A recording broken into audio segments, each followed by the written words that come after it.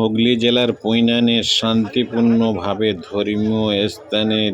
ইজতেমা চতুর্থ দিনে আখেরি মোনাজাতের মাধ্যমে লাখো লাখো মানুষ যেখানে জমায়েত হয়েছিল, সেখানে আখেরিতে 2 থেকে 3 কোটি মানুষ জমায়েত হয়েছে এবং তাদেরকে নিয়ে শান্তিপূর্ণভাবে আল্লাহর কাছে মাপ ও শান্তির কামনা করতে এবং অঝরে মানুষ কাঁদতে শুরু করে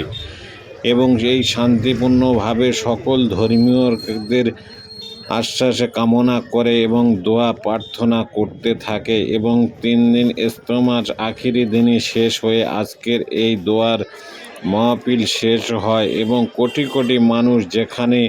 দোয়ার জন্য আল্লাহর কাছে মাগফিরাতের জন্য কামনা করতে থাকে এবং অঝরে কাঁদতে শুরু করে। সেখানে শান্তিপূর্ণভাবে পুলিশ প্রশাসন থেকে স্বাস্থ্য সংস্থা ও হসপিটাল সুব্যবস্থার মাধ্যমে